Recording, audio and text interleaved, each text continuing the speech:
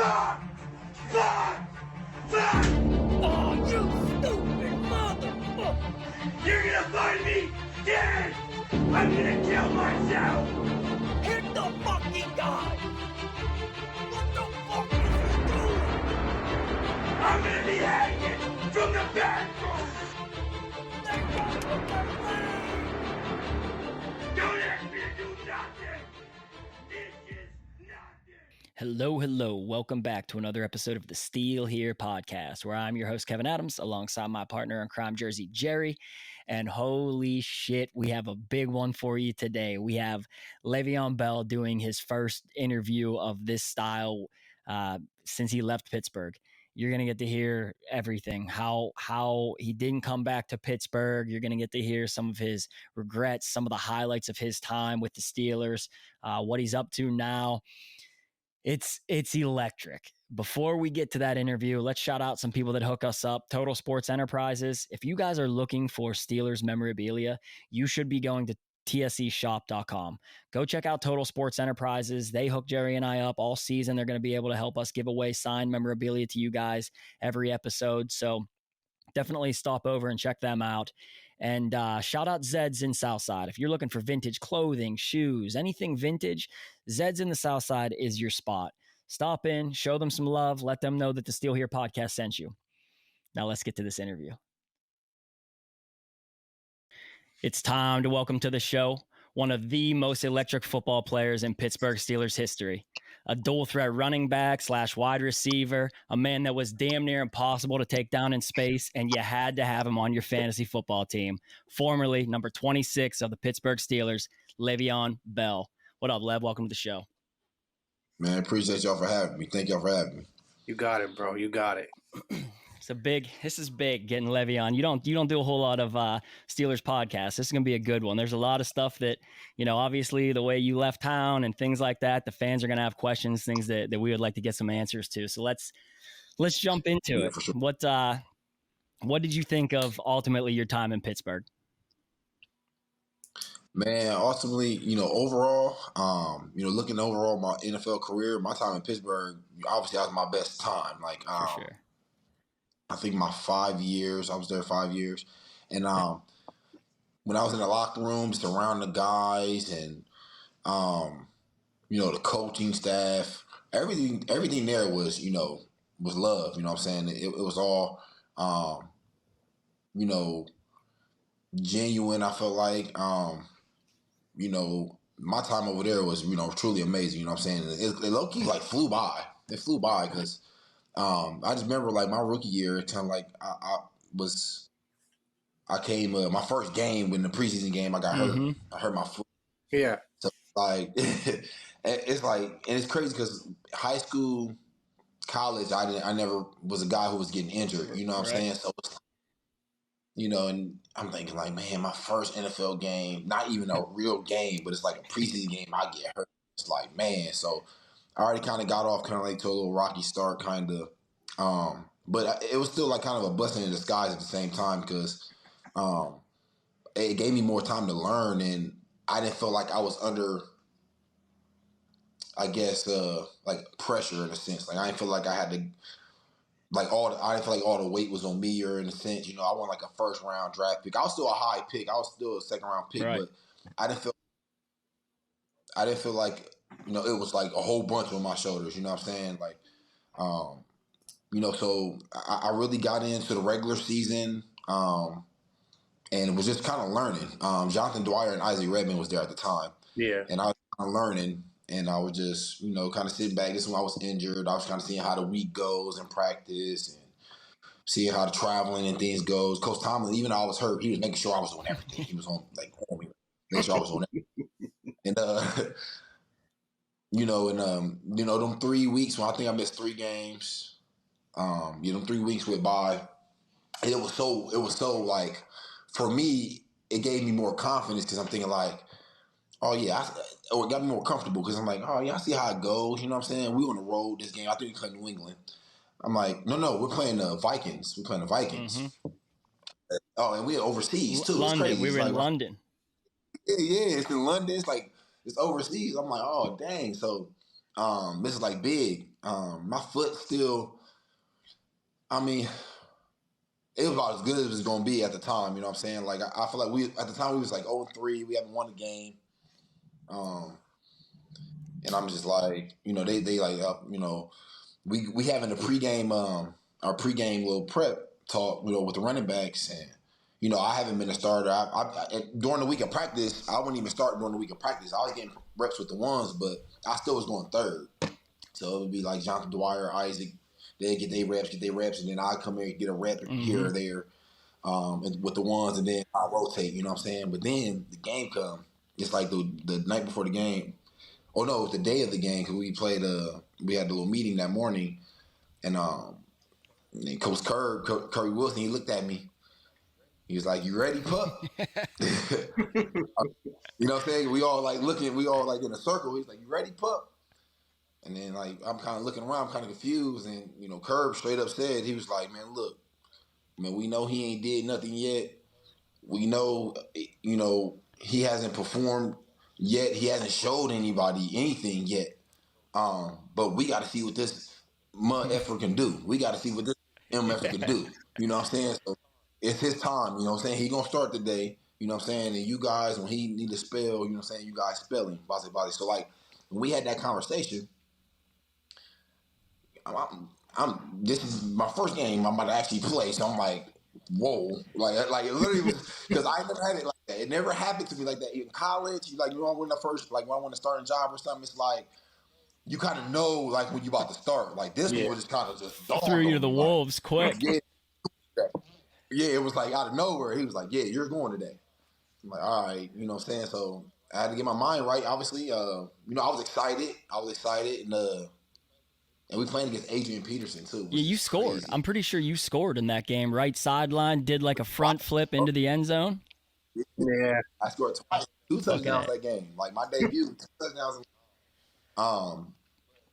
But yeah, like my time in Pittsburgh, bro. Basically, overall, like was fun. Like, and I just feel like it kind of flew by. Like this is my rookie year. Like I feel like it flew by, and I feel like that kind of introduced me to the Pittsburgh fans. I think a lot of people were excited about, my next season and what I had to show for coming forth, whatever. And I knew. So before I came in, I felt like it was no pressure. I'm like, all right, it's my rookie year. I'm just kind of like going, about it. Like, all right, it's no pressure. I'm going there having fun, just doing my little thing. And I ended up having a good season, a good rookie season. And then my second year now is like, when I'm in the off season and I'm training, I'm like, all right, I had a good rookie season. I can't have the same type of rookie season. I got to have a better year. Yeah. My next year, I got to be better. So now I'm starting to kind of feel a little pressure in a sense. It's like for myself though, pressure for myself. Like not people putting pressure on me, but pressure to myself more so like so I can hold myself to a standard.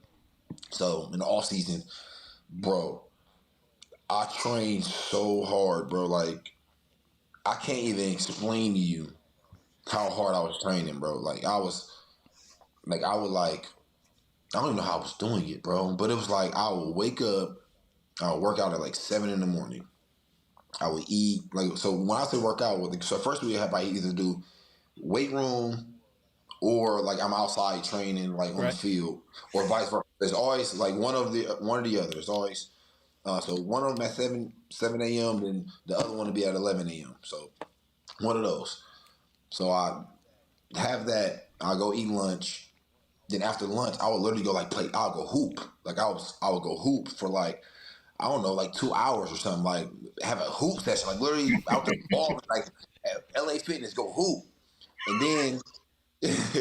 then after I hoop, I'll probably go home, eat dinner, everybody's out, stretch or do whatever I'm doing, playing the game or whatever. The next day, do the same thing. It was like I was doing like 4 workouts a day, like every day though. And I was like, coming into the season, I felt so ready. I was like 4% body fat. I'm coming in, I'm like, man, like I'm ready, for this year 2. You know what I'm saying? The year 2, I kind of like I took off. Like they even coming into to training camp, I can remember, Coach Porter, Joey Porter, he looking at me, he like, damn, Davion cut up like a Thanksgiving turkey, like, you know what I'm saying?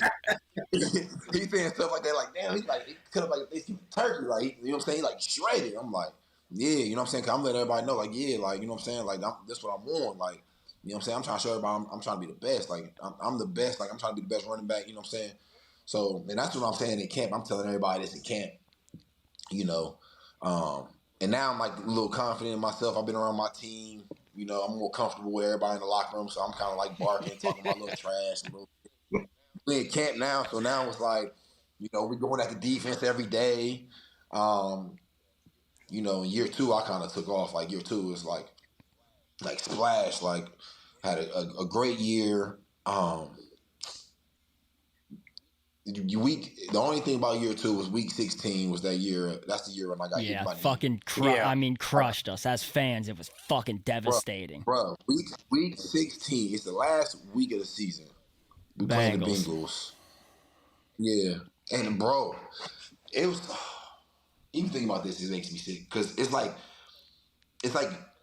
a play we done rep so many times, but it's like whatever. I was in the slot. I was actually the point in the bunch. So I had to actually, they was pressing me, so I had to actually get a release. So my release, you know what I'm saying, kind of messed up the timing of the other routes a little bit, you know what I'm saying? But I end up getting open to be able to get the ball, whatever. Martavius, he ended up running the wrong route. He's supposed to like run like a go. He ended up running like a post. Like, so his guy was I think it was Reggie Nelson. His guy was kind of like in the vicinity. So when I catch it, Reggie Nelson is able to like kind of fall off of Martavius and then come back and then hit me. So like usually I will be able to see that's why like I'll be blaming myself. It's like this play haunts me to this day. Cause like usually I'm like so like aware to like what's around me and all this stuff, but I just like low-key just trusted like everybody just did their job, and I knew I was gonna be open. Like I knew I was gonna be open. We're gonna read this play so many times. It was the exact defense we done repped in practice. Like I'm like, oh yeah, like I'm about to eat this. I'm about to get the ball. They ain't gonna throw it to me. I'm about to score probably. You know what I'm saying? Like, I'm thinking like I'm gonna score. Man, I catch it and not even thinking Reggie Nelson's there because I'm thinking he got ran off. So I'm catching, I'm like about to catch and run full stride, and he hits me like I don't know he's there. He hits me straight in my leg, bro. And my I don't know, like instantly when it happened, I knew. I'm like, I was just hoping it wasn't like an ACL or something. I was hoping it wasn't nothing had to be surgical. Yeah. But I knew I was gonna be out. Like I knew I was gonna be out because that's how I felt. Like I'm not a guy who would lay on the field like for nothing. No, that was bone bruise, right? That was a bone bruise, right? Nah, that was it ended up being my MCL. Oh, that's PCL. What it was. Right. So, no, I don't know. It was, yeah, it was my MCL, but it was like it wasn't a full tear. It was just like one of those like sprains. Like I was gonna be out for like a couple weeks. Mm-hmm. It was like it was supposed to be like a 3-week injury, but I remember I was trying to come back because we had a game the next week, so we played the Bengals the final week of the season, and then I think the next week we played like Baltimore. Yeah, we did. It was in the playoffs then. We had to beat the Bengals. Yeah, it was Sunday Night Football. We had to beat them to get into the fucking playoffs. We did, and unfortunately, you couldn't fucking play. Yeah, I heard, and it's like, damn. And then that next week I couldn't play. And I think we ended up losing. We ended up losing, and it's like damn, that ended up happening. But it's like that play haunts me just because of the fact that like. Even if, because usually at times when I try to catch the ball, I'll know like my around, so like I might be able to catch it and just like kind of fall to the ground, like, and that's what I would have did if I would have known he was around. I would have caught it and just kind of like got to the ground, but I was like trying to catch it and just take off. Like I was trying to take off, bro, and he ran right into my damn quad, bro. Long story short, that's on Marty. That's on Martavis Bryant. If he runs the right route, yeah, we gotta blame him here. Hey, no, bro. Low key, but nah, ain't no blame. It's really I should still have seen him, like regardless. Like, you know what I'm saying? Because been through it as if like he wasn't there too. You know what I'm saying? So that's why like I'm like low key seeing the ball, I'm like gonna catch it in stride, or Ben throwing it just like we did in practice, like everything literally how it was in practice. Literally, that's why I'm thinking like, oh, I'm good. It's a house call. It's a house call. I'm like, it's cleared. Nah, bro. So that ended up happening, bro. Year 2. It wasn't surgical, which was a blessing. Mm-hmm. But I ended up having to miss the next week. I couldn't play, and then we ended up losing. So the next off season, I trained hard. Then coming into year 3, I don't know if y'all remember this, but it's like the weed. Yeah, oh yeah, I remember. Yeah. I'll tell you a funny story real quick. You fucking blocked me on Twitter back then because I'm like, Lev, please, bro, stop smoking the fucking dope. I want to win a title, and we're so fucking good. Like, our offense in those days was just fire. We could not be stopped. Bro, unbelievable fire. But it was like, I feel like it was I got a misconception about me with the whole weed thing, because like, regardless, yeah, I was wrong just because, man, like, I shouldn't have smoked in the car. Regardless, like, but like looking back on this, like, bro, like that's what I did. Like, you know, when I was playing football, I smoked, bro. Like, even before the games, I smoked. You know, I go out there and run for 150, 2 tubs In the NFL? Yeah. See, Jerry, what's interesting is, Jerry, is like, he's not alone in that, though. Like, I've come to find out in some conversations, a lot of dudes smoke dope, man. A lot of dudes smoke weed before the game and shit. Yeah, because like you get that one drug test. You're good. And yeah, you're good, and all year round. It's just like, so it was, with me, it was never me failing drug tests. It was that incident happened and I got caught. So then it was like a public thing, and then they drug had test to, like, you regularly. Then you're in the system. Then. Hey, now I'm in the program. Yep, now I'm in the program. So it's like whatever. Like, so that ended up happening. I get suspended. So that happened. That happened. I didn't get suspended for the 4 games. Yeah. Didn't somebody else on the Steelers get suspended at the same time for weed too? Martavis was around the same time, but this I think Martavis was like after me. It was after. Yeah, but like at first it was a 4-game suspension, then they got appealed to 3. So yeah, I ended up missing 3 games. But like hindsight, like looking back on it, it's like, damn, I wish I was just smarter about it. Like the whole situation, like just me being young and just in Pittsburgh, just the other, bro, the way I got caught was crazy. But it was like the cop was on a motorcycle, and I'm like trying to, like, me and LeGarrette were like, we already had smoked, so it's like we trying to just air out the car. Like, all right, we about to go to the airport, so we ain't trying to be smelling no pack. So like we just trying to like air out the car, you know what I'm saying, roll the windows down. But the cop, bro, is on a motorcycle. So we must have drove by, and he just must have smelled it or something. And I was in my Camaro all black. This is like all blacked out. That's like, he's like, oh, I'm about to come get him. You know what I'm saying? So that had happened. Bro, I missed the flight. So I was the one driving. So I get the DUI and all the other bullshit, which is like, I'm not driving under the influence. Like, all right, I smoked way back there. But it's like, whatever. They like, you still hard. It's like, whatever. It's like, whatever. I play football like this, but whatever. All right, y'all got it. That ended up happening. I missed 3 games. But when I come back, I'm thinking like, oh, I missed 3 games. I got some catching up to do. Like, you know what I'm saying? I got some catching up to do. And we got to make sure we got there, everybody be on the same page so we can win. You know what I'm saying? Because at the end of the day, we all want to win a ring. We want to win a ring.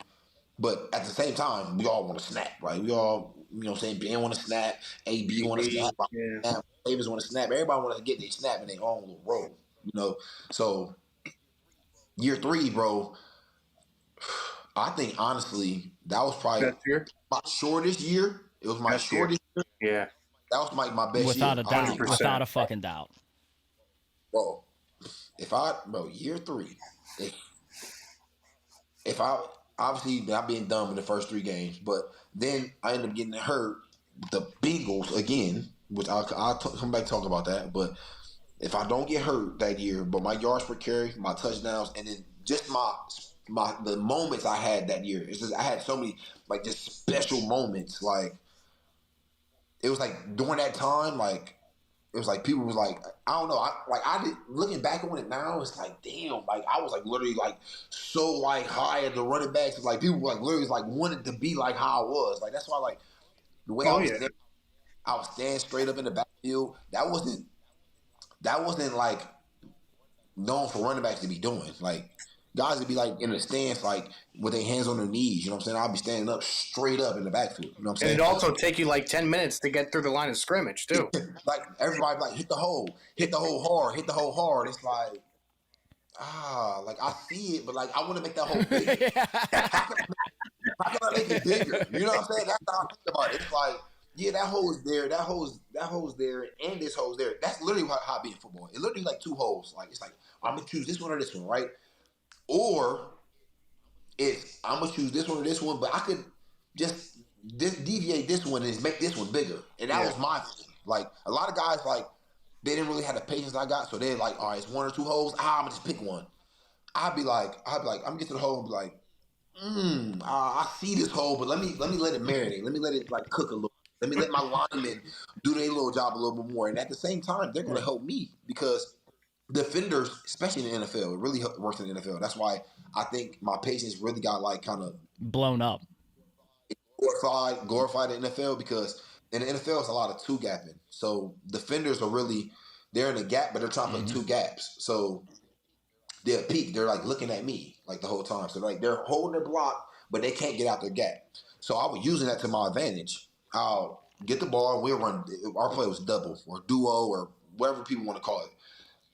I'll get it, and I know I got my double teams with Pounce and DeCastro or Pounce and Ramon or whatever, and I know they're gonna do their job because they know how I was too. They know I will literally sit back there all day if I need to. You know what I'm saying? And the defenders are literally gonna be sitting there trying to peek around and try to find me, and those guys will just be moving them off the ball the whole time, moving them. So next thing you know, they already 3 yards past the line of scrimmage because the double team, and now I got the linemen up to the backers. You know what I'm saying? Now the linemen up to the backers. So now my job is easy. All I got to do is get the backers to pick the wrong hole. If I get the backer to pick the wrong hole, which happened a lot because guys are just shoot. Guys are just, they're trying to make the play. And I'll make them guess wrong. Like, you know what I'm saying? I'll look this way or I'll be looking to my right knowing I'm going this way. You know what I'm saying? Like, there'll be a lot of time. That's why the teams who really did a good job against me would be like the Patriots. Even though I'll still get off. But like, certain teams like that, because they were a little hard for me just because they didn't care about the individual, like teams that didn't care about I got to make the tackle. Like, I got to make the tackle. Teams that didn't care about that, those harder teams. Like they were fundamentally sound. They were just more fundamentally sound.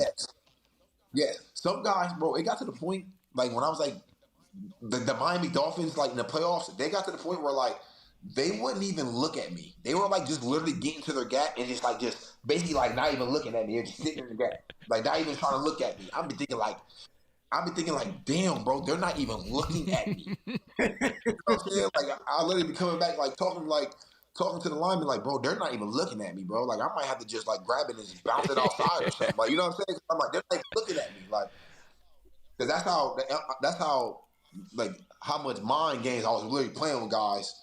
Just in the hole or in the pocket. And that's where the patience, I guess the word patience kind of came from. Like, in the sense where people would say like, oh, he's so patient.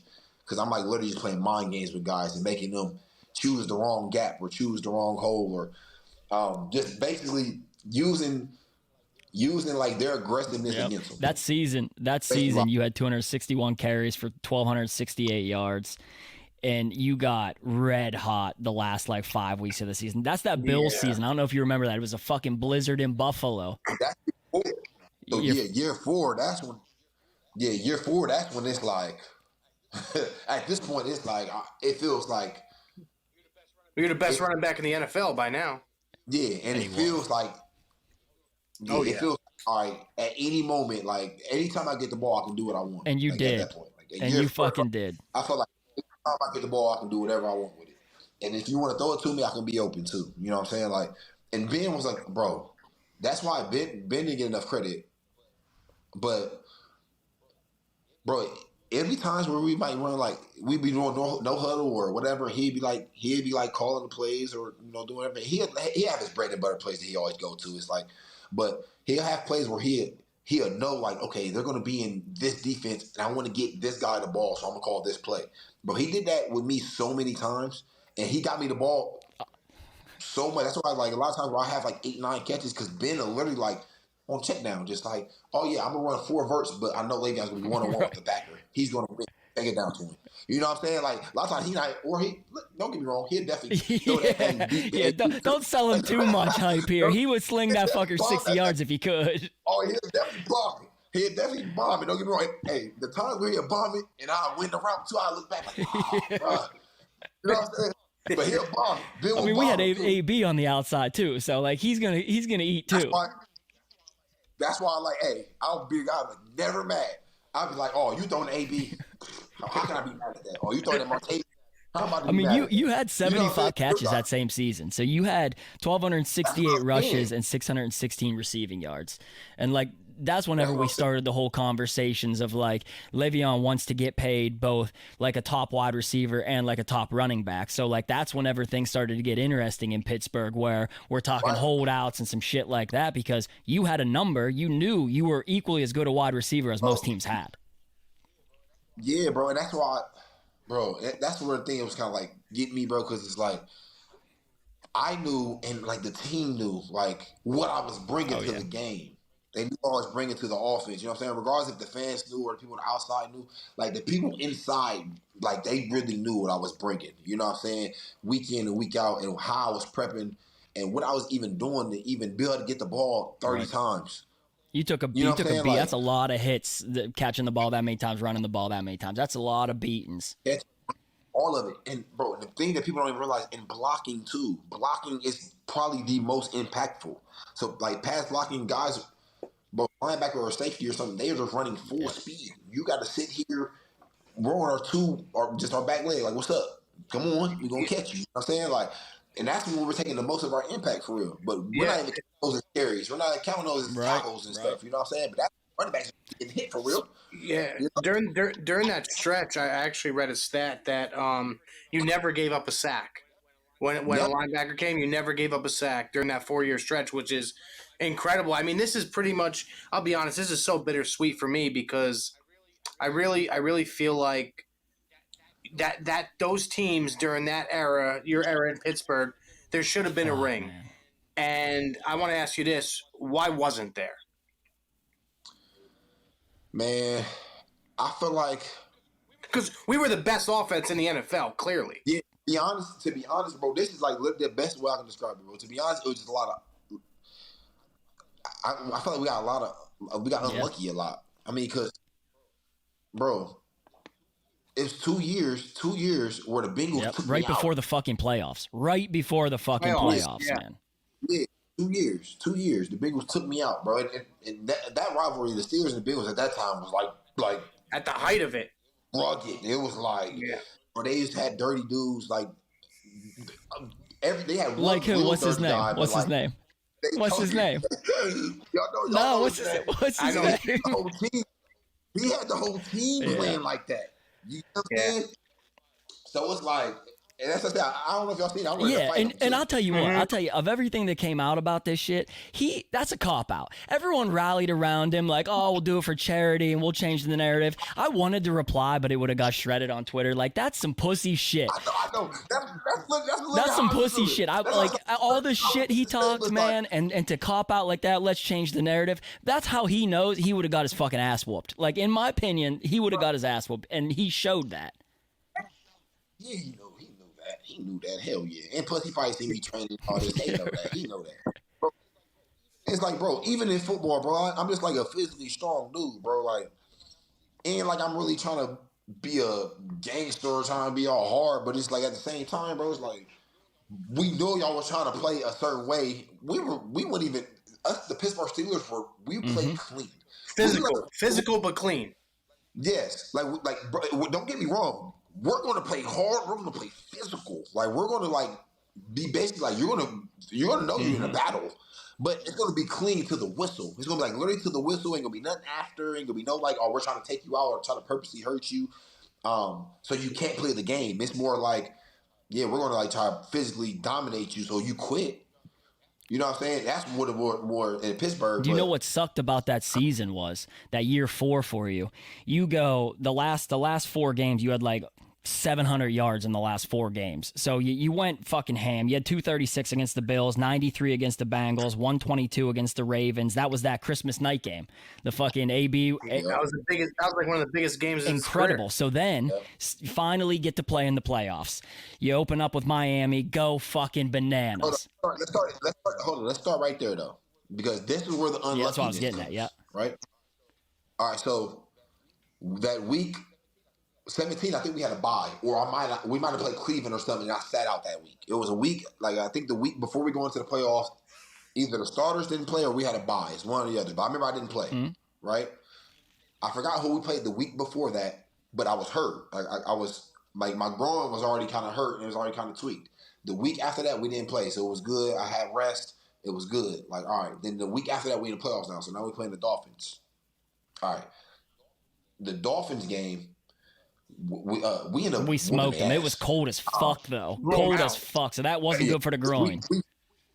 We smoked the Dolphins. Adam Gase, we smoked them, right? So it was like the third quarter. They was like end up sitting me out. They ended up sitting me. I ain't even tell the coach to do nothing. I was hurt, but it's like my groin was done for. Like it was like luckily I was able to, you know what I'm saying, we were blowing them out. I was able to finish the game, and then I'll get into the locker room and I'm telling them like, hey, I'm gonna have to check my groin out. Like something, I don't know, something happened. It wasn't even like nothing. Like it wasn't no crazy tackle or no twist or nothing. It was just some weird, like it was a normal tackle, bro. I just got up and like my groin was just like tight or it just felt sore or something. I'm like, I don't know what's going on. But I ended up finishing the game. Luckily, we blew them out, so it didn't bother me as bad. Chiefs the following week. Yep, we had the whole week of practice, and now we playing the Chiefs. Bro, that week was brutal. I think I only practiced that Friday just because I was trying to, like, my groin, whatever.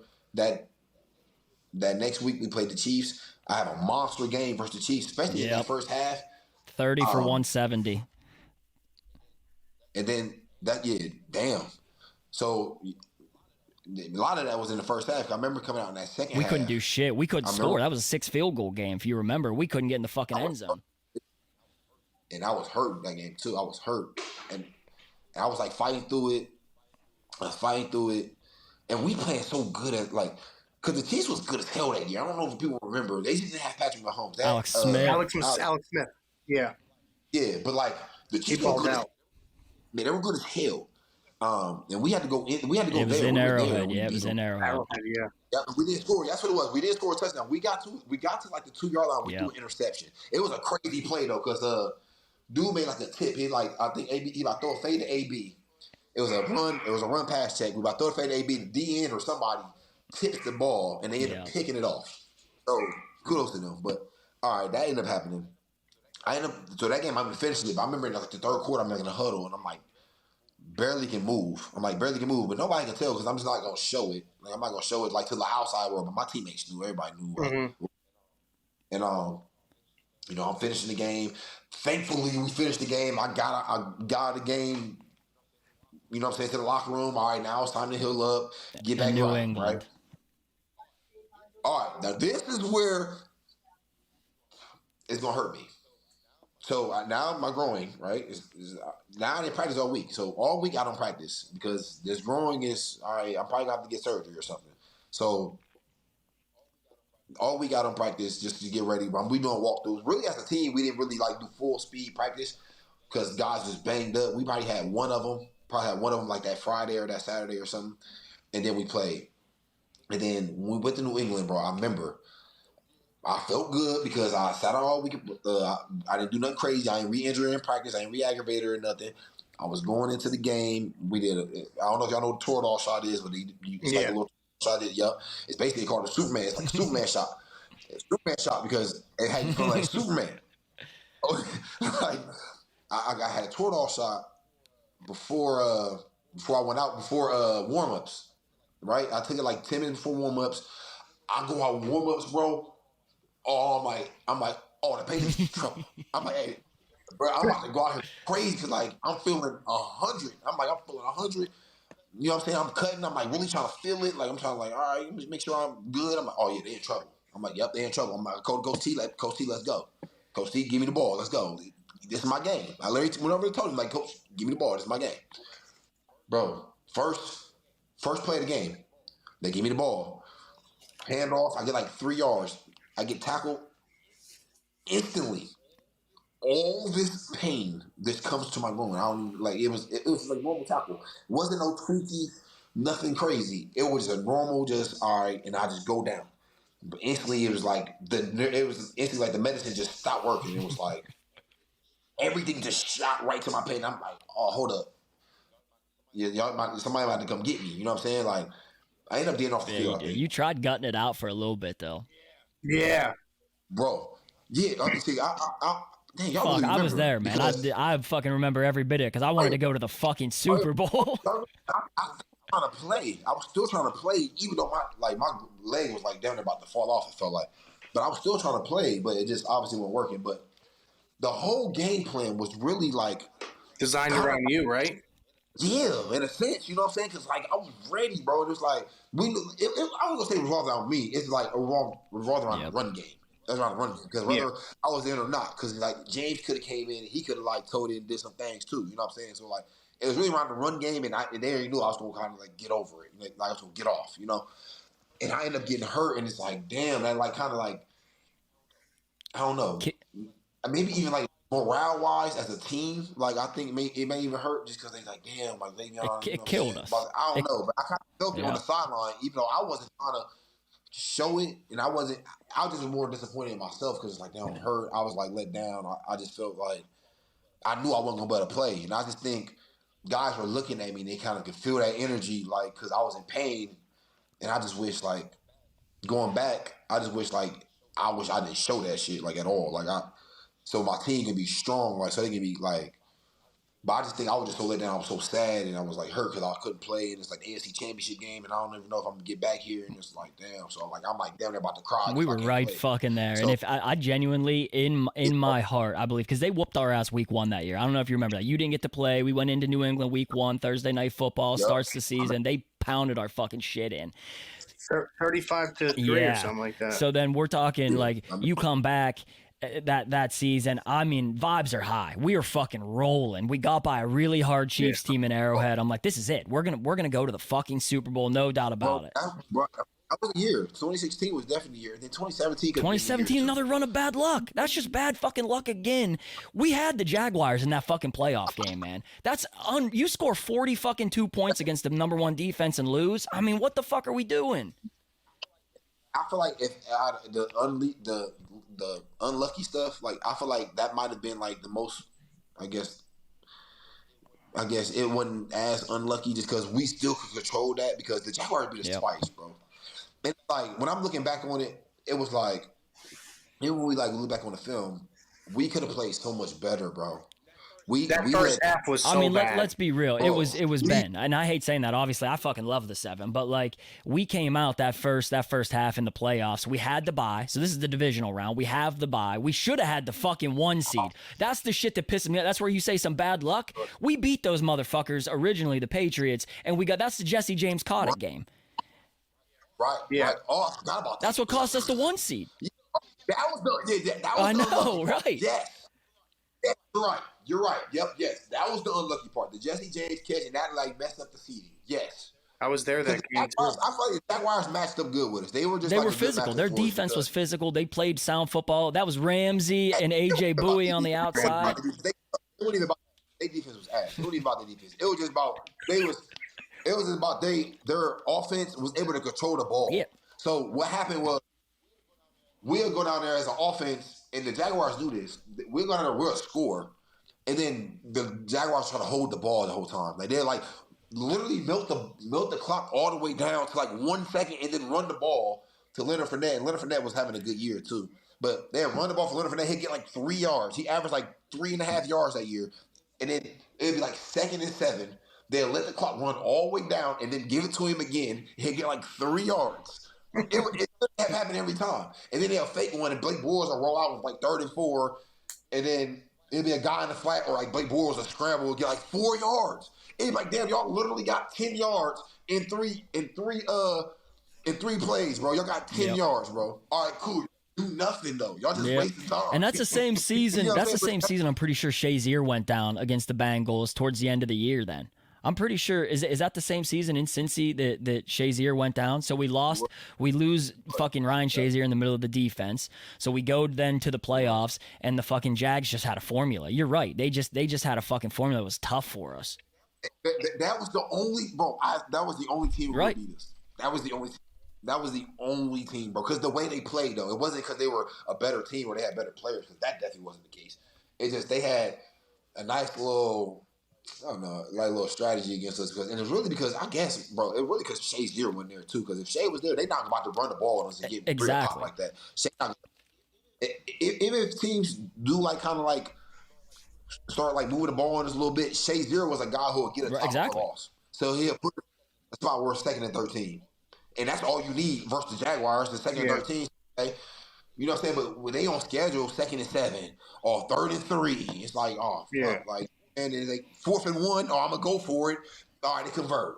You know what I'm saying? It'd be like little stuff like that because they on schedule. But that year, we was missing that playmaker on defense, I think. It really was. Shazier was our playmaker. He got hurt. Shazier was making crap. I think he was having like one of the years. He was having a great year. He's having one of the years. And Shazier was one of those guys that I played against. Like, good thing I was going against him in practice all the time, so I got a good look against a good linebacker all the time. But he was like the best linebacker I was going against. Like, I was going against the best linebacker in practice. So it's like any other linebacker I was going against, it low-key felt easy because Shazier was so fast too. Bro, fast as hell. That's what people don't understand. Yeah. So fast, bro. He like literally be in the A gap. I'll see him in the A gap. Okay, now I'm about to run around the corner. Nah, he's there. And I'm like, damn. And we couldn't replace it. We couldn't fucking replace it. And that's honestly like a big part. That's what you say the bad luck. It started in that New England game. So we should have beat the fucking Patriots. We lose Shazier in that Bengals game. We get fucked by the refs. Jesse James should have been the touchdown. We should have been the 1 seed. The Jags should have had to go to New England in that divisional round. Yeah. You know, and then we should have hosted the AFC title game against maybe the Jags upset the Patriots, or we host the title game against the Patriots, who we just beat, 4 weeks prior. So it was just such a bad fucking run of luck then. Oh, yeah, I feel like we could have beat the Patriots. We definitely could have beat the Patriots. No, we were good that year. They were like, we were really fucking good that year. We had a good ass team. And I just feel like, Shazier, when Shazier got hurt, that was unlucky. But we weren't even thinking about it as like, it's unlucky. We still was thinking like we're going to win the ring. But it's like hindsight looking back, it's like, damn, his like playmaking ability was just missed. It was just literally missed. It's like, that's why the Jaguars was able to do that. Like, y'all not about. If Shazier was in there, y'all not about to do that the whole time. He's going to play eventually. At some point, he's going to make a tackle for loss, and he's going to be second. Right, and Bortles ain't fucking slinging it downfield on us, so we're good. That's another thing. Blake Bortles kept rolling out and just out running guys. Like, he wasn't about to out Shay either. Like, Bortles, he had his best game. That's the worst part, too. He had a career day. He had a fucking career day that day. His best days against us, bro. It's like, but, that's the beauty of football, bro. It's like, bro, you got whoever the best team is that game. Any given Sunday. That's what it is. Any given Sunday. When you look back, Le'Veon, like the career you had in Pittsburgh,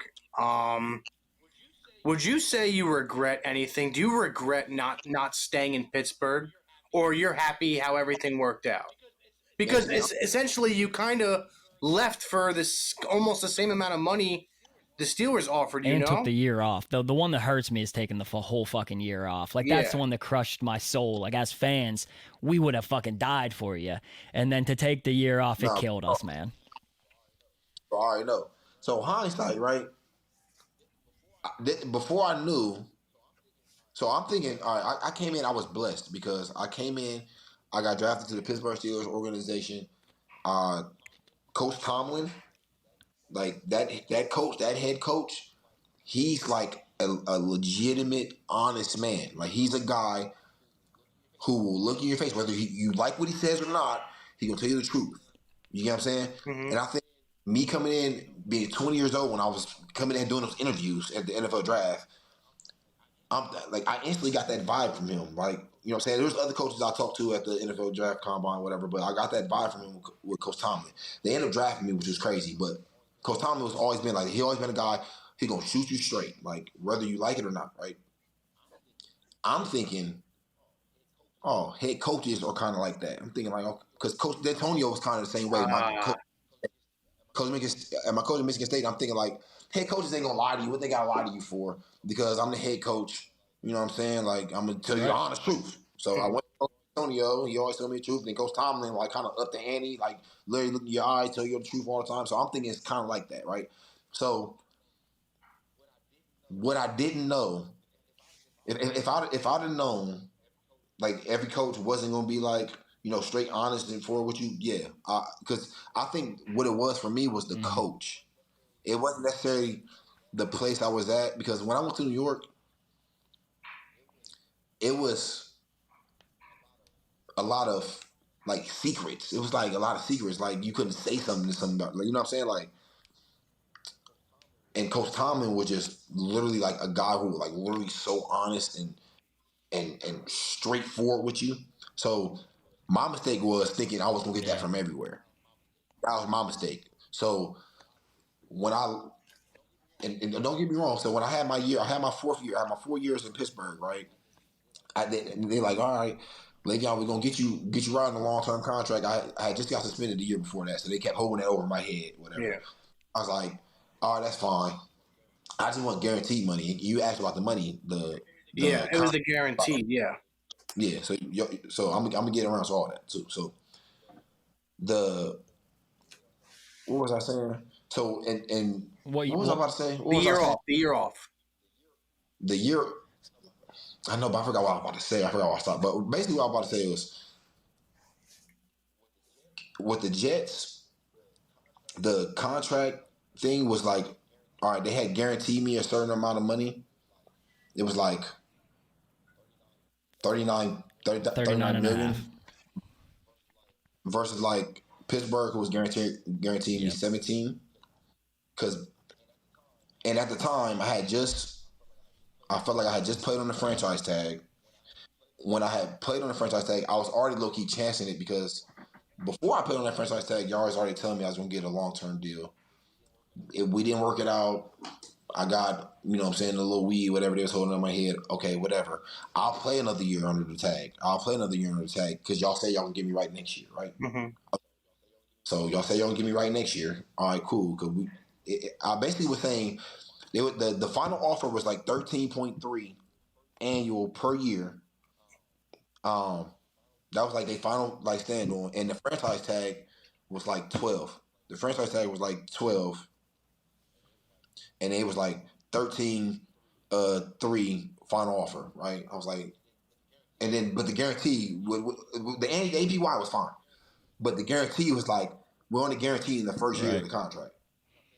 You know what I'm saying? Like, everything else is basically like, everything else is like, I'm basically playing on the franchise tag. Exactly. Yeah. You know what I'm saying? If you only guarantee in the first year, and it's like, okay, well, with year 2, I end up getting hurt, and y'all basically just release me, which that's what Pittsburgh do contracts. Pittsburgh do contracts where like, they don't gotta have no ties from you. They can just kind of cut and just be like. They still do it like that. But they do normally pay out their contracts. Like, very rarely do they fucking cut a guy in year 2 of those contracts. Like, that's the one thing. Even Shazier, look at that. He gets hurt. They still paid him years after that. Like, they're a fucking good franchise about that. That's why I was so crushed, man. Right.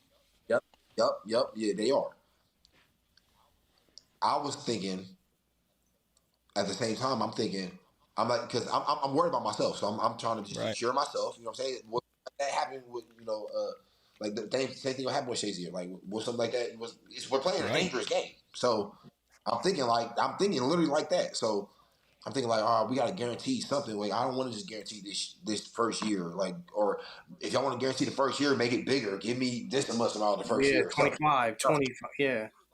We literally kept going back and forth. Like, literally was the guarantee. It literally was the guarantee. And it's like, they wasn't bouncing off. They wasn't budging off of it. So you didn't want to leave. Like, you really did not want to leave Pittsburgh. No, I didn't want to leave Pittsburgh. No, because at the end of the day, it's like, that's where I was at. It was like, that's where I got drafted at. It's like, and especially like, and I'm glad y'all said that.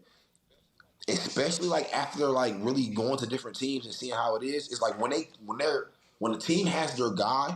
Like, you're their guy. I was Pittsburgh's guy. And the city's guy. And the fucking city's guy. Like, we loved you. Yeah, I was Pittsburgh's guy. So it was like, I'm like, so now hindsight is thinking like, bruh. Yeah, it was like a little petty, like the little the little guarantee stuff, like in the first time, like I'm thinking like, damn, could I just really just ate it? Yeah, I probably could have. I probably could have really ate it. But it's like, I think at that time I was to the moment, I was like so like stern and like, dang, bro, I played through this injury. I done did this. I done blah blah because everybody inside really knew like what was going on. Like, I done played through this injury. Y'all done had me put on a franchise tag. Y'all already said y'all was gonna do this. And then the next year when it's time, so the year I sat out, I already had said no to 13-3 the year before that, and then I played on the tag at 12-1, right? So now the tag is about to be 14-5, I think, or 14-8, right? And then they sent over a long-term contract, 13-3 again. I'm thinking like, bro, y'all really don't want me here, bro. Because like, if y'all sent over the same contract, I just sat down, I just played on the franchise tag because y'all sent me this contract I said no to last year. I literally said no to it already. So why y'all gonna send me? And I played on the tag for y'all, and then y'all send me the same thing over. So it's like, but the year before that, I sat out of like training camp. I sat out of training camp. I was like, I ain't gonna play this season. Baze. I was bluffing, but I ended up coming back like week one. Like week one, I ended up coming. I'm like, I'm coming. Even though me personally, I was upset. I was upset because it's like y'all told me y'all already told me I was gonna get a long term contract, but I didn't put it in the media. No, you felt slighted. You felt slighted by what they were doing. Yeah, I felt like a mug because like, all right, y'all basically on a franchise tag a 1 year contract. All right, cool. Like even though we already had this conversation last year, and you already said it was going to be established. But all right, I played, I showed up, and the reason I showed up because Pouncey and like Ramon, Al, they all texting me like, bro, come, bro, like, bro, we miss you, bro, like, like, man, we give you some more money, blah, blah. They just showing love, you know what I'm saying? Like, I ain't want none of their. It wasn't about them. Like, it's really about upstairs. So I'm like, yeah, I appreciate y'all, I love y'all and everything, but like, it ain't even about that, you know what I'm saying? So like, the first year y'all texting me and stuff, I come back, I'm like, all right, bro, I love y'all so much, bro. I don't care, bro. All right, bro.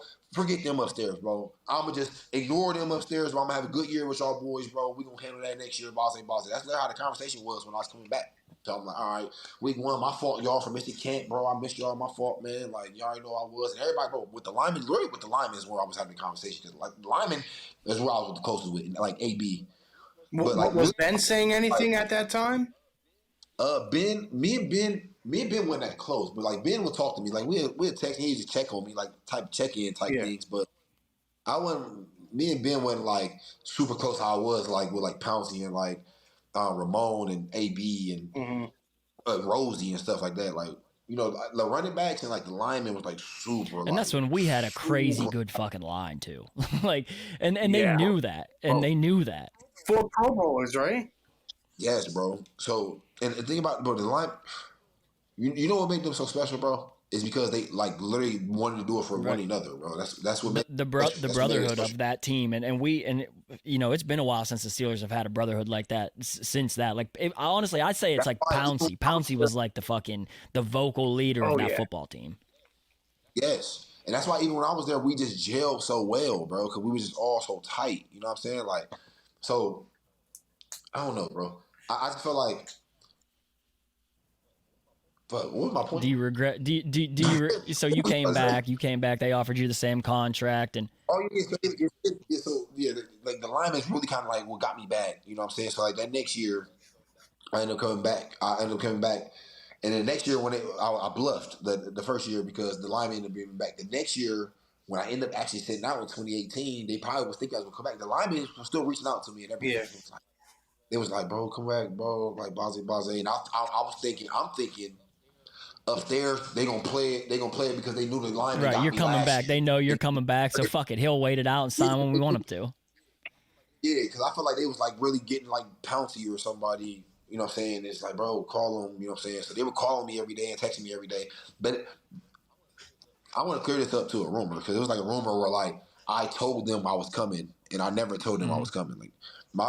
Like the second year while I sat out, like I never told nobody I was coming back. Like there was never a time where I told Pouncey or Ramon or anybody. Pounce had said back. something in an interview, leading up to the season, and I remember this. I know this is what sparked what you're talking about. I remember very vividly him saying something like, he'll be here. Trust me, he'll be here week 1 or something like that. He'll be ready to go." And so then when you, well, that's because the previous year.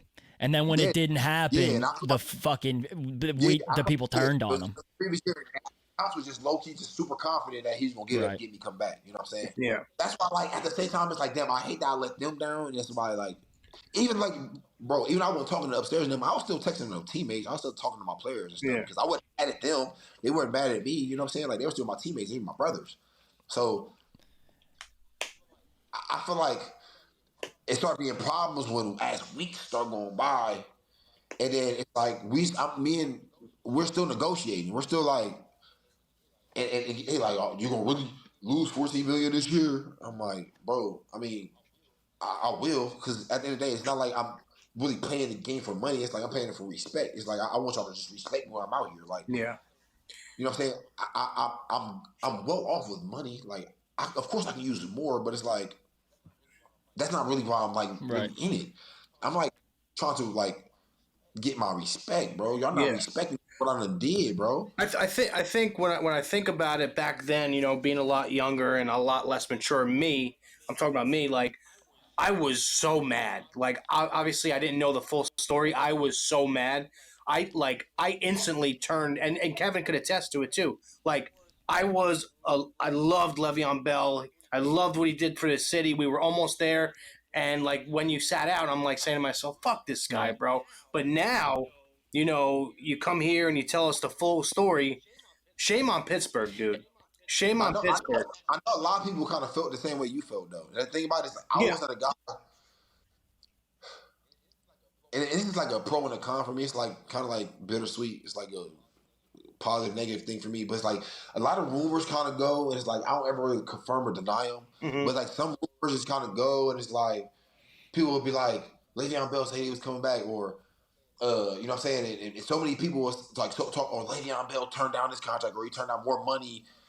It's like, no, I really didn't turn down more money. Because at points, people were saying that the Steelers offered $16.5 million a year. I remember this very vividly. And that you had turned down something like $16.5 million. Those were rumors all over Twitter, shit like that. And I'm like, I don't know why you'd turn down $16.5 million, not play on the $14.5 million tag, sit a year out, waste $14.5 million, then sign with the Jets for less money. At that point, I'm like, this guy is fucking brain dead if that's the truth. Right. No. Usually, but I'm saying it's like that's how the rumors of where it was this, and I didn't go clear it up. I didn't go out there and just clear it up. And at the same time, I'm like in a mess where like, all right, so now I'm like angry with Pittsburgh, right? Now I was like, okay, as you should be. Yep, I'm angry. Now I'm angry, and at the same time, I'm still like, I know I can do whatever I want to do on the field. Like I'm confident. That's how I feel how good I am in football. Like I'm like I can go ahead and do this. You know what I'm saying, bro? We get to New York, and that's why I instantly find out. Oh, head coaches make a huge difference. Like, huge difference. Like as soon as I get to New York, I find that out like the first week. Like, yo, bro, it's like. You instantly knew you fucked up? Bro, I knew it was going to be a battle. I knew it was going to be an uphill battle. I knew it. But at the same time, I'm confident in myself. Like, bro, I know I'm so good at football. So it's like, dang, he can call bad plays or whatever, but it's like, I'm still good enough. I'm going to make this guy miss, or I'm going to do this, do that. Nah, bro, I promise you, it's too hard to do when it's like 2nd and 10. Yeah, that team sucked and the play calling sucked too. Like, it was just a bad mix. If you call a dive on 2nd and 10, there's nothing I can do with that. I can't do it. You're asking me to just dive the ball behind the center. I can't do anything. Yeah, and there was rumors like, the reason he's not as good anymore, he took a year off and his body's not the same. He didn't train. But now that you say that, I agree with you. Like some of the play calls were bad, dude, and the team wasn't very good. The team wasn't that great. Don't get me wrong, but I feel like if Coach Tomlin was coaching that team, we win 9 games at least because the team wasn't that bad. Yeah. That's what I'm saying. It just looked at. So now, did the Jets look that bad last year? What was the Jets' record? I really don't even know. I promise you, I really don't know. They're pretty good last year. Their defense was great. Us. Yeah, they beat us. They ain't too many different players. I mean, I guess you got to look up. You got different, but it's like the quarterback is like, all right, like do you got a different crazy quarterback? Like no, it's like the same type of stuff. It's like, but it's really about putting your players in your position in the right position, bro. It would be games like when I was in New York where I did not touch the ball until like the end of the second quarter. Which is fucking crazy because like when I introduce you and we talk about your fantasy talent, like you were the best player in football for a couple of years. Like you and AB were the two most dynamic football players, and we had them both. You know, and that's why you went to New York, and I'm like, this dude, what the fuck happened to him? And obviously, as fans, I'm cheering for it. I want to see you play like dog shit, man. Like that's what we wanted. I know. It was eating me up too because everybody like, oh, Le'Veon Bell sucks. He went to the Jets and stuff. But in my head, and keep in mind, I'm not going to the media. I'm in the media saying this. Man, yeah, we'll get better next week. We just went on the same page. I think people ask me about the play calling, like, oh, what do you think about the second and third? I'll be like, obviously, they my play calling. It wasn't because of the play calling. I think we lost. I think it's because guys wasn't doing that. But I literally was like basically not throwing him under the bus. Yeah, basically knowing full well it's not you. Like you didn't fall off a cliff.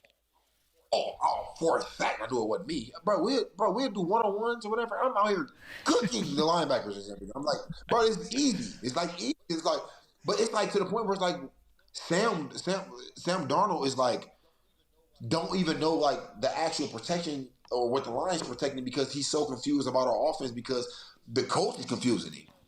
You get what I'm saying? You weren't even involved in. You had like 0 catches there. They didn't even involve you in the pass game at all. There was one 0. game at halftime you had 6 touches, and I remember this because I fucking still took you on fantasy. 6 fucking touches. I'm like, what the fuck is happening in New York, man? Bro, he did not give me the ball. He did not. I feel like he. And why pay all that money and not grind the fucking wheels off? Like in Pittsburgh, you were the featured back, like undoubtedly. That's why I didn't understand. I didn't understand. Like, okay, as a head coach, and we're losing games. And you just like, all right, bro, we give Le'Veon the ball and we still don't get it done. And like people gonna be pointing the finger like, dang, you get it. It's like people are be coming at you like, coach, you didn't give Le'Veon Bell only had 9 touches and blah. You just like shove you'll literally brush it off and then the next week you'll follow it up with 8 touches. And if you brush it off the next week I have 11. It's like I would never really get the ball. I was never getting the ball. So it's like I got to the point, I did the whole year. I did it, bro. And now I'm looking back on hindsight, when y'all talk about patience, people will talk about patience on the football field. Well, patience off the field is for me. Because it's like, bro, I dealt with that whole year. I didn't say not one bad thing about him, even though I was upset. The play calling was terrible. It was a lot of things that were not going the way that obviously should have been going. But when like I was about to be talking in the media or whatever, I just ate it. You know what I'm saying? I just ate it. I trained hard. I'm like thinking like, okay, I just got to get better. So I'm going to go back and train hard as hell. I'm going to go back and do what I was doing in Pittsburgh, training 3 times a day, hooping, doing all that, making sure I was in shape. Come back. I'm at 3% body fat. All right. I know I'm in shape. I know like this time I'm ready. I'm feeling ready. You know what I'm saying? We come back week 1, we playing the Bills with the Jets. Week 1, we playing the Bills. I ended up have like 17 carries, 60 yards. But that was the first year I was there. The second year, I'm talking about the second year. See, that was the second year I had 17? There's no way I had 17 touches. Yeah, it was year 2. That was year 2. Or no, that was year 1. That was the first year. That was your first year. Your second year, you had 6 carries. Second year, you had 6 touches. Yeah. There it go. Week 1, 6 touches. I'm like, all right. So, and we're coming out. Keep in mind, we're coming out of those brand spanking new season. Yeah. We play. Keep in mind, off season, I've been talking to this, make sure we're on the same page about last year. Because I'm like, bro, I don't want to snap on the media. Like, you know what I'm saying? Like, I'm just making sure we're on the same page. Coach, are we here? Are we good? Boom, boom. And that's why I be saying, like, Coach Tomlin is like one of them guys who can be honest with you. He'll literally talk to you. He can be honest with you.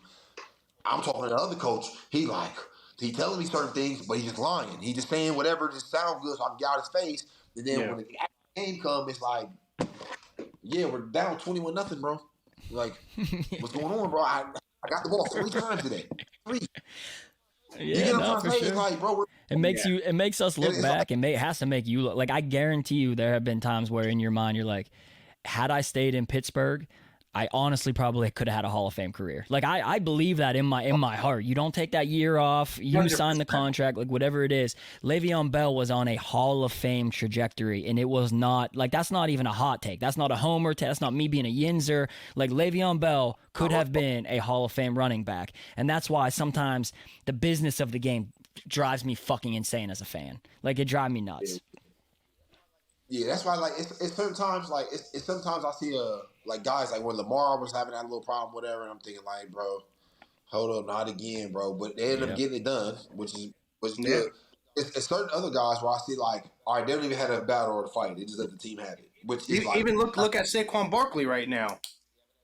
He having that battle. He having in the battle. Yeah. And right now I'm thinking like, bro, you that guy in Giants, bro. I like. Unless you go somewhere where they're gonna make you their guy. See, I went to New York, he didn't be his guy. No. You know what I'm saying? So, and that's where I messed up at. Like, so like, if I'd have went somewhere that year where they made me the guy, I feel like I could have, you know what I'm saying, had been special. Been special. Yeah, kept going. Man. And even when I left New York, Baltimore. I left. No. So year 2, right? I was only there for the first 5 weeks because now I'm actually to get released because I already dealt with it all last year. The whole year before that, I was patient. I was, you know what I'm saying, quiet. Now I was like, I'm getting like, now you're wasting my years. Now you're wasting like literally my prime years. I can't stay here because you're not getting me the ball. Like, literally not getting me the ball. I got to go somewhere else to where we're at least winning, or I'm at least get the ball because I can't be not getting the ball and losing. I'm not doing both. So, I get released, so now it's like, all right, I'm on the phone with the Chiefs, the Bills, and the Dolphins, right? These are the Bills. They talking to me good. The Chiefs, they talking to me good. The Dolphins talking to me good. But now I'm like kind of torn between 3 things. It's like, all right, I feel like if I go to the Dolphins, they're gonna like try to run me into the ground, kind of like how Pittsburgh did. And it's like, damn, do I want to do that at this point in my career? I don't know, maybe. Let me think about it, right? Then I'm thinking about the Bills. I'm like, all right, the Bills, I can go there. They just need to run. They need a plug. They need like a guy that can run the ball. You know what I'm saying? Because they got Singletary, but he's really more of like he's not an in the box like type runner. They need an in the box type runner, every down type back, pass protector. I can go in there and fit with the Bills. The Bills, right?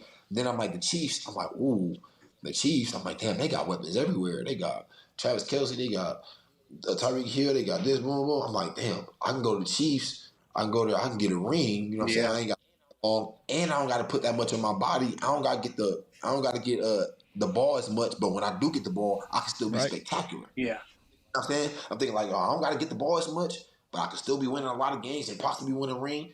And I don't got to get the ball as much, but I can still be spectacular. Yeah. Right. So that was like one of my 3 things I was torn between. Like, it's like, all right. And on top of, so the Dolphins, because at the time it was I don't even remember. They burned through coaches in those days. He used to coach Coach Tomlin, I think, the defensive coach. I forgot his name, but he's the one talking to me. He was like kind of just chill on the phone. He kind of reminded me of Coach Tomlin a lot. He was like really like, you know, just trying to the point. Was it Brian Flores? Yeah, Brian Flores. Yeah, Flores. Yeah, Brian Flores. Yep, Flores. Yep.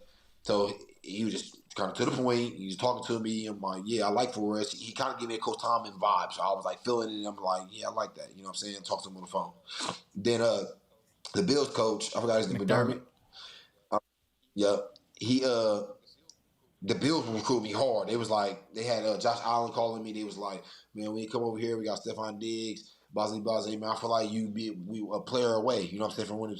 So I was torn between like the Bills and then the Chiefs, right? So the Chiefs called me, and it's Andy Reid, right? Andy Reid calling me. He like, man, hey, Le'Veon, man, I need you. He's like, I'm over here drawing up plays for you right now. He said, like literally like that. Like Andy Reid's like literally selling it to me, like, God damn. And in my head, I'm thinking like the running backs Andy Reid done had. So I'm thinking like, okay, Shady, he done had Shady. He had Jamal Charles. I'm thinking he had you know what I'm saying? Like, I'm thinking guys like the running backs he done had. I'm thinking like, ooh. and I don't got to get the ball that much. You know what I'm saying? That's like literally at this point in my career, I'm thinking like I just don't want to get the ball 30 times. You know what I'm saying? It's like I want to get the ball, but like not 30 times, but I still want to be spectacular. You know what I'm saying? So I'm thinking like, oh yeah, Andy Reid, like that'd be a coach. He gonna draw up some plays for me and make me just, you know what I'm saying, be spectacular, right? I'm like, all right. So it was a hard ass decision, but Andy Reid, I think, was what set it apart for me. Like actually signing with the Bills because I wasn't going to end up going with the Bills because I feel like the Dolphins just give me the ball too much. I ain't going to deal with that. But the Bills and the Chiefs, and I think Andy Reid was like the last, like kind of like the little sugar on top, like they got to give me the sign with the Chiefs because Andy Reid was telling me everything. He was telling me, oh yeah, we're gonna do this, we're gonna do that. Man, think about it. When you was in Pittsburgh, you was doing that. I liked how they did this with you. I liked how he was doing this. Yeah, but I could do this and I could do that. Boom, boom. So it sounded good. I'm like. And keep my this is another thing. And keep in mind, I was never a highly recruited guy. Right. Go back in high school, I was a recruit. So when people are talking to me, you were chubby. You were really chubby. In high school, I wasn't chubby. No, college. Michigan State senior year, he put a little holiday. You were a chubby boy, Le'Veon. You were a holiday way. I got chubby in college. I got chubby in college, but high school I was cool. Yeah, but I was never really a highly recruited guy, right? So. When Andy Reid is like recruit me, like all these coaches recruit me, like Andy Reid talks to me, it felt like I'm like the number one recruit. It got me feeling like Andy Reid. I'm talking to my mom, like man, so everybody kind of told him like kind of drawing opinions from everywhere or whatever. So then I finally just kind of sleep on it, and I wake up and it's like, all right, bro, I think I'm gonna just go with the Chiefs, bro, because Andy Reid called me literally that morning, like, Le'Veon, what's up, man? I'm like, all right. So I think coach, I'm gonna talk to my agent, bro. I'm probably gonna end up coming over there with y'all. You know what I'm saying? So I end up signing with the Chiefs, right? I get over there. The first week we played. First week we got the Broncos, and then the week after that we got the Jets. So that was kind of his recruiting pitch. He's like, "Oh yeah, you got the Jets. You got the Jets in 3 weeks." He said, "You got to play the Jets in 3 weeks." He said, "Man, we can get you revved up." He said, "We get you revved up. You get right back at your team, blase blase, right?" I'm like, "All right, cool. Bro." I get over there the first week versus the Broncos. Because he was talking about all these plays I had, so I'm thinking like, oh, I can't wait to see how many plays I got, bro. I had no plays. But it was the first week. I'm like, all right, it's the first week. You told me you had plays for me, but all right, I'm not going to trip because it's the first week. Maybe I got to learn the playbook. Maybe you want me to just learn the playbook or something. All right, get comfortable with the playbook, get comfortable around everybody or whatever. All right, cool. So I'll do that. I had the first week. I get comfortable with the playbook. The Broncos game, I think, like literally my first carry, my first carry I went for like 20 yards, like 19 yards or something. I ain't had like a 20-yard run for like 3 years or something up to this point. Like my first carry with the Chiefs, boom, I had a little cut, boom, boom. It was like, I'm like, oh, this is like, look how Pittsburgh was. Oh, this is about to be, you know, literally I was thinking in my head, like, oh, this is about to be, you know what I'm saying? All right, so that game I had like 4 carries. I had 4 carries, but I'm thinking like, it's first week. And I'm thinking like, in my head, I don't got to get this ball as much, but I can still be spectacular. So, hey, week 1, success. Week 1, success. Because it's all right, you know what I'm saying? I didn't get the ball that much, but I was still able to be spectacular. But week 2, now we're playing the Jets. You already told me that you had plays for me drawing up. That's why I signed with you. So week 1, I ain't had a plays because maybe I was new. I had to learn the playbook. Week 2, now, all right, bro, I need to play or something, bro. You know what I'm saying? Week 2, now we're playing the Jets. Week 2, now we're playing the Jets. He has one whole play for me. One play. One play. Bro.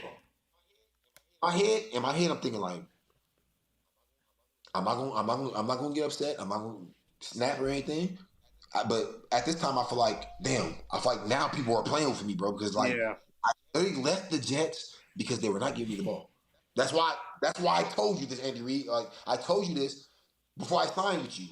That's why I left the Jets because they were giving me the ball 8 times. They were giving me the ball 8 times, 9 times, and we were losing. Yeah, you know what I'm trying to say? So you can't have one play in for me, and then the Jets, right? So now we're playing the Jets. It's like, damn, I want to get back at the Jets. Like, damn, I want to run it up out here.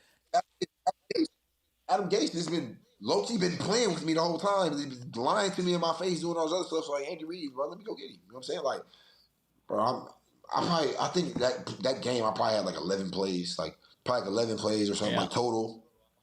I probably had like 4 or 5 touches, but it's like, bro, I didn't this is not what I envisioned. You know what I'm saying? This is not what I envisioned in my head. Because it's more so like the time. It's more so like my time on the field. It's not like I'm not able to make plays. It's just I'm not on the field to be able to make the plays. Right. You know what I'm saying? I can get to the field because I'm not their guy. Their guy was Clyde. He first round draft. Just drafted him. So, and that's our reminder. It brought me back a reminder when I was in Pittsburgh and I was a rookie and I didn't do nothing and I had hurt my foot.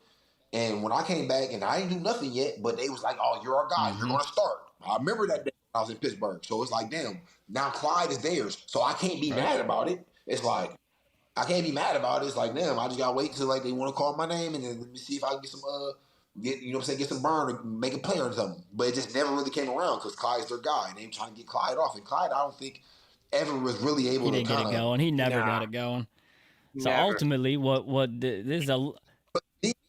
Me personally, Le'Veon Bell, me watching the film and just knowing football is like, damn, I can see that. I don't understand how y'all can't see that. Like I understand what y'all trying to do, but like he's not the guy for this. You know what I'm saying? Y'all have a guy here for it, but it's like, you know what I'm saying? Yeah. But I was like, you know what I'm saying? I didn't, you know what I'm saying? Talk bad about anybody or speak out to the media. I just kind of dealt with it that year. That's kind of how that year went. That year kind of went like that. I was kind of like, you know what I'm saying, like uneasy about that whole year when I was in Kansas City. Even though the locker room was great, I loved the locker room over there. Like everybody over there was cool. Patty was cool. Travis Kelce cool. Like even Andy Reid. Andy Reid cool. He a good coach. Like I see why he's a great coach. You know what I'm saying? But I just feel like he kind of like misled me. He misled me into doing something that he wanted, and that wasn't my vision, what I wanted for my career. You know what I'm saying? Like, cause I was in the point where I was with the Jets. I just left Pittsburgh where I'm getting the ball all the time. It's like, all right, I left Pittsburgh because basically we couldn't agree on my worth. And then I go to the Jets because like, all right, I got the money. I'm getting paid now. It's like, I'm getting paid. You can give me the ball now. Like, all right, give me the ball you want. Like, I got my guaranteed money. Run me into the ground, bro. I don't care. Like, run me into the ground now, bro. But like now, I got the money. It's like you don't want to give me the ball. Like damn. But this thing about I could have been that guy who, y'all paid me, cool. I'm cool. Y'all gotta give me the ball. I can be just chilling. But I wasn't that. I wanted to win. Like I'm a winner. I was like I understand the money, but it's like I want to win. Like I came to the Jets to try to show people how good I am. Like the Jets wasn't winning games. I want to come here to turn the Jets around. Like that's what always my vision was. You know what I'm saying? It's a winner's mentality. That's a winner's mentality, which is probably how you got into the whole boxing thing. That's honestly probably what brings you to this, just a competitive fire. That's literally what it is. You know what I'm saying? I feel like a lot of people just don't understand I still got so much juice. Like, bro, I don't know. We'll see what I do with Pittsburgh or something. You know what I'm saying? I might have to try to come back for a preseason game or something. Just to show people I got juice. Because, like, nah, bro, it's crazy. I like that a lot. And we need a third running back right now. Real bad. Realistically, Le'Veon, realistically, no bullshit. It's not. It wouldn't be a money thing anymore if you would come back. It would just be like to prove people wrong. It would literally just to show y'all, like, bro, I'm better than I was. So what are you, 31 right now? How old are you, Lev? Yeah, there's still some tread left on those fucking wheels. But this is the thing about it. Everybody talk about tread. I don't know what that means. I literally don't even know what that means. I feel like that's for guys who don't take care of their bodies. That's for guys who don't. When they wake, if you waking up and you aching and sore, that's not good, bro. Like you should be waking up like energized, energetic every day. Like that's how I am. Like, and I think I ain't gonna lie, I think boxing really helped me out, just like in a sense of like getting my body just like I'm walking around. I used to play in football. Like football, I was walking around like 225. I get down in like football weight like 217, playing running back. Like right now, I'm walking around like 210. Bro, I would be so blazing if I was to hit the field right now. I would be so this is Le'Veon's pitch to Pittsburgh right now. If we could fucking make that work, that would be a fun reunion. That would. I might have to. I might have to hit a Coach T or something.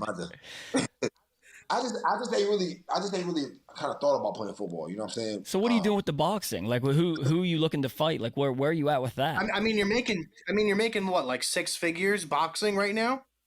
Right. That's good. I mean, that's solid. That's really solid. Every time you show.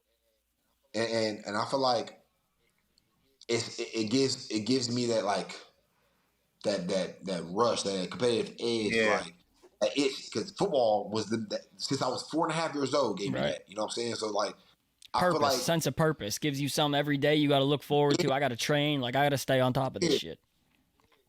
Yeah, you know what I'm saying? I feel like in football, I kind of got to the point where it's like, man, I feel like even as talented as I feel like I am, and I know I am, I feel like I'm not able to show it as much. It's like when newer guys come in, they got their guy. Now, if I came in and somebody like actually wanted to like give me a shot, I would do it. But like that would be the only way. Like if I'm actually like, bro, y'all gonna actually let me play so I can actually show y'all what I'm gonna do.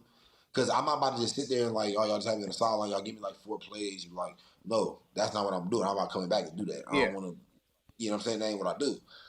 If y'all want to come back and have me play, I'll play. Right. Like, do you still watch football, Le'Veon, or not as much anymore? Not as much. I watched the Super Bowl. That was really the only game. I watched the Super Bowl and I watched the Ohio State Michigan game. That was the only 2 games?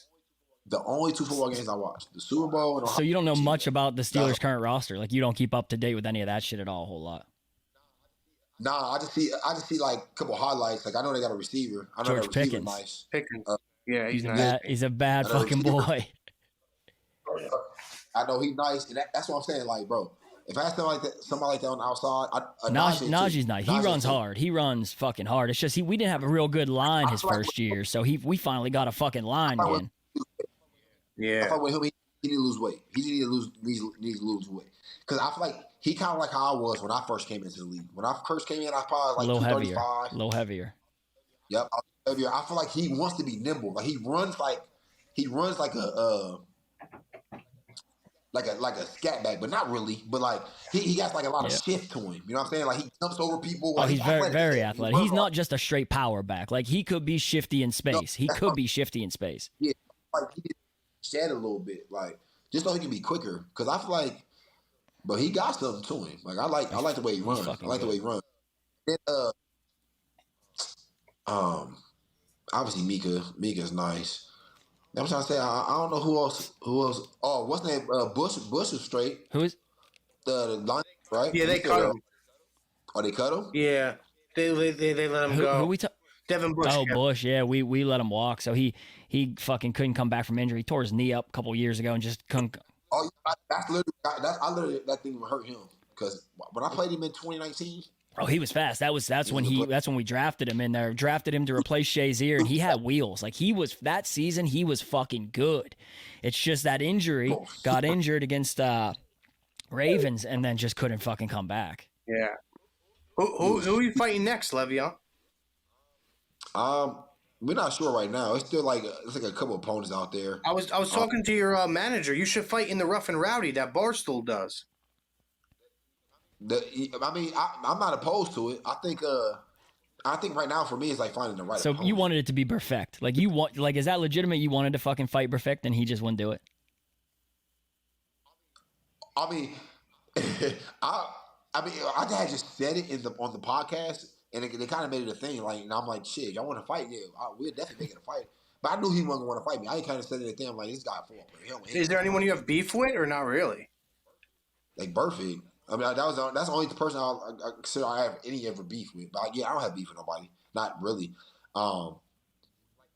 Like, bro, when I play football, I didn't play angry. When I fight, that's because you were high, angry, bro. like, No, ain't nobody angry when they high. No. And even when I fight, I be out there. Yeah. Yeah. What you mean? Even when I fight, bro, go watch my last fight with JMX. No, you were really crisp last fight. Really crisp. I'm telling you, bro, because I'm only gonna get better because boxing is like a skill thing. You know, my athletic ability. I think football blessed me so much for my athletic ability. Now boxing is like, you got to just put skill, type of skill, and that's the scary part about boxing because I could do that in the house. Like I can literally stand in this room and do it. In football, I need help. You know what I'm saying? Football needs to tell me the ball. I need some reaction. Right. You know what I'm saying? Need a field and shit. Yeah. Boxing, you can just do that shit on your own. Like that's what's scary because people don't understand my mindset. Like how far I'm willing to take this. And that's why I think it's different for me even about football because I feel like if I came back, people just think I'm just talking just because like everybody kind of feel like they can just say it and then come back and just do it. But like I'm a guy who could like in really your heart, do you it. know, if you came back, you could still contribute.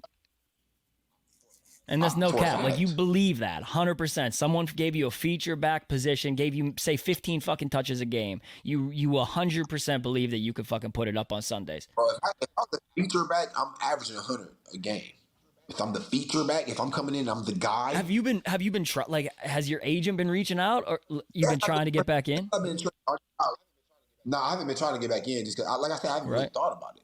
'Cause I've been boxing, I've been fighting, but it's like now we've been talking football, so it's like now I've low-key been spinning my mind a little bit. It's like, This is big. bro, I'm thinking like, bro, hold up. If I go to Miami and start training a little bit and I might have to just step into an OTA and just start to see, damn, let me just get my little football skill back. Because physically, this is the best I've ever felt. And you've had a couple years off Only from that type of abuse on the legs, a lot of that kind of shit. Right. So, I mean, you probably still have some pop left, I would assume. Bro, I got a lot of pop, bro. I'll tell you. Bro, hey, go watch them right hands versus JMX, bro. I got a lot of pop. I'm telling you. That's, bro. I got nothing but pop, bro. It's like, but I think I need to race somebody. That's why I was trying to race. I've been trying to race somebody, bro. Maybe not like Tyreek Hill because he's too fucking fast. But like somebody that's like, all right, that's fast, but it's like, all right. So what's your 40? What do you think your 40 looks like right now? But I run 4.4 right You now. think you're still 4.4 right now? I run 4.4 right now. Fuck, man. I mean, there has to be a running back needy team out there that's like, fuck, we could take a flyer on the guy. I ran 4.5 at 230. Right. True. I'm 4.5 right now. I mean, but maybe, Jerry, we'll reach out to Omar Khan. We'll fucking see what we can do. And we never know here. Yeah. He said we can do what we can do. Hey, I don't know. Maybe I don't know. We'll see. Because it's like, because I never really officially retired. I never officially retired. So the day, I feel like if I do, when I do retire, like it's gonna be with Pittsburgh. I feel like I'm trying to make it retire with Pittsburgh, so I retire Pittsburgh Steelers. But before I do that, I might be like, hey, bro, let me get like a couple carries in the preseason so I can show y'all something. Yeah, why not? Like, you know what I'm saying? Like, hey, bro, I can show y'all, like, hey, don't play. Fuck, man. This is But like I said, bro, like I feel like, I wouldn't want to come back and listen like I'm like the guy, you know what I'm saying? Like, because I know I can be the guy and I know like where I'm at physically and I watch guys, I train with guys that's 24, 25, 23 years old and they're still not up to my speed. Like, because I'm just in the best physical form that I've ever been in. Even when I was 24, 25. You know what I'm saying? So and our line is finally fucking great again. So it could be fun. Yeah. It could be fun. I would love to just, at least if it's just a preseason, even if it's not like, a full season. Obviously, you're not gonna be the feature back. We got Najee. Jalen Warren is a really good fucking complimentary back to Najee. But I would still love to see you suit up one time. And if you're retiring, 8 to 10 touches a game. Fuck If- yeah. yeah, that's what I'm saying. Like, also like retire, that'd be fire. I might have to actually do and that. if you're retiring, it's as a Pittsburgh Steeler. Like Le'Veon Bell, in history, people will look back. Le'Veon Bell is a Pittsburgh Steeler. He wasn't a fucking Jet. He wasn't, a Chief. He definitely wasn't a Baltimore fucking Raven. And that was some dirty shit. That was some dirty. I will never let you live that shit down. That was some dirty shit playing in fucking Baltimore. But he's a Pittsburgh Steeler, and that's how everyone will remember him. Yeah, real talk, bro. No, Lev, this has been like really good, dude. Now the whole fan base gets to watch this and really take a deep dive into the episode and really see what all transpired. The truth. Man, the truth. Yeah, I mean, I watch your boxing fights now. I put them on. I buy them. I would love to see you step back on the field, whether it's with the Steelers or not. I would just love to see it. See, like with the Steelers, I would like do the little preseason, like, all right, boom, boom. But, like, I would not do that nowhere else because I haven't even think about playing. Like, it would, like, literally only be with Pittsburgh. Yeah. Like, Pittsburgh, like, where I would retire, like, where I would, like, you know what I'm saying? That's it. You know what? Because I just know, like, I've been other places. It's like. It's not Pittsburgh. It's not Pittsburgh. The The grass ain't always green. I think ultimately what we've learned here today is that the grass is not always fucking greener, man. I'm texting Rooney right now. I heard it from the grass. Jerry does have some connects in the front office, so I mean, we'll see what we can do. We'll talk, bro. Hey, but I gotta train first though. I mean, I'm in shape. I'm boxing training, but like I need to go run around. Yeah, it's like riding a bike. It's like it'll come back. Yeah, oh, for sure. It's literally like riding a bike. Let me just, bro. I haven't ran. Let me think. Because so when I'm boxing training, like usually it's not like sprints. Like the way I box and train, it's like all like kind of long distance cardio stuff. Like probably like a month ago, bro. I'm like, all right, let me just sprint. Let me just like, cause I haven't sprinted. I'm like, I haven't sprinted like a little bit. Let me sprint, bro. I felt so, bro. But it could have been because I ain't did it in a while. I don't know. But I'm like, babe, you have to time me next time. Like I'm gonna have my brother time me, bro. Cause it's like I feel lighter too, so everything just trying to feel easier when I'm running. Just like a little, I feel fluid. And there's no, you can smoke all the fucking weed you want in the league now. We're good. We're good. Yeah, they eliminated that rule now. They don't test for weed anymore. You and Martavis could have fucking run it. They could have run. Like, if you see Cam Hayward's always lobbying. Cam's been lobbying to try and get Martavis back because there's no fucking weed rule now. This is the craziest part, bro. Josh Gordon, Martavis, guys like that. I feel so bad for bro. Freaks, bro. So it's like, bro. We weren't doing that to nobody, bro. Weed, I mean, it's legal fucking everywhere. And that's how you know. It's not, weed is not making a man faster, stronger. It's helping his brain relax. That's what it does. I can't believe that. Yeah, they don't test for weed in the NFL anymore. Hey, just to even hear you say that, it's just like, oh my gosh. Martavis, Josh Gordon, bro. Bruh, I can only imagine how much money. So, bro, I just feel like they need to give some of their See, money that's what back. sucks is that the league had these archaic fucking rules that were just so dumb, and it hurt some of the most talented players. I get it, they're rules. You shouldn't have got caught fucking smoking pot in the car. Like, that's on you, and you know that. I think you get that. But those are some dumbass rules, especially because knowing what we know, they test you in like the preseason or whatever it is, and then you're good all season. Unless you fuck up and get pinched, you're good because they didn't care about it. They weren't trying to pop guys for smoking fucking pot, which is all the more reason it's frustrating as hell that you did get pinched and got put in the system to begin with, because a lot of what you said, the Steelers held that over your head and shit, that never would have happened. Like, they would have never had that leg to stand on in negotiations. That's the one thing that fucking pisses me off more than anything looking back on it is that. It's like, bro. And it was like, hold on, right here, so crazy. So it's like, all right, bro, I'll let y'all have that. Like, all right, whatever, you know what I'm saying? Even though it's like, bro, it's crazy even hearing that now. The league should have been headed like that. The NBA, I don't think the NBA ever had a problem with it. They don't test for it. Never. I feel like the next thing the league needs to do is like start guaranteeing these contracts. That's a big thing. The owners are never going to do that. They will start. They're going to start. They're going to start more now. I feel like they need to. I feel like it's fair, because I mean, I feel like, bro, the thing that happened to the DeMar Hamlin. That's like crazy. I said, I didn't watch the games or nothing. I just see like a whole bunch of like social media clips and tweets and stuff. So it's like I've been playing football my whole life, like literally my whole life. I've never seen nothing like that happen. But it's like people like kind of like disregard that can actually happen. Right. In football. Yeah, exactly. Right. You get what I'm saying? So it's like I feel like when people ask for their money or like guarantee, why not? Like, if you saying like, you worth $68 million over 4 years? Okay, well, just say $68 million for 4 years, bro. Yeah, give them all $68 million. Like, whatever. That's why contracts don't mean shit until you hear the guaranteed money. Like these contracts come out, they're like, oh, this guy's getting 90 mil. I'm like, what's he really fucking getting? Because he falls off a cliff and he ain't getting 90 mil. Yep, I want to see what them guarantees say exactly. Yeah, literally. That's literally all that matters about it. Well, hey, Lev, we appreciate the shit out of you, man. Genuinely, like, prior to this conversation, I would have probably still had a bad taste in my mouth just because as fans, like, we fucking knew Le'Veon Bell was a freak. He was a monster. Like I said, Hall of Fame player. For you to clear up some of this shit, the fan base is going to appreciate the shit out of it. It's going to help you shine in the light that you deserve to be looked at as a Pittsburgh Steeler and not that tarnished image that we had of you. Oh, dude, I guarantee you, once we drop this tomorrow or the next day, you're going to get so many mentions, dude, from Steelers fans, like, probably apologizing for stuff they said. Yeah, and like unblock me, motherfucker. Like, unblock me. Like, all I was doing was tweeting, like, bro, put down the weed. I want to fucking win football games, bro. Bro, I probably did the mode. Oh, guaranteed. Yeah. I was in one of those probably. Well, hey, Nah, but bro, I appreciate y'all even having me, bro. Because like sure. as soon as I heard, oh yeah, like Pittsburgh, I'm like, oh yeah, let me talk to them, bro. Because it was a good thing, like for y'all. Let me talk to y'all and like clear the air, like about a lot. Because like, yeah, I feel like.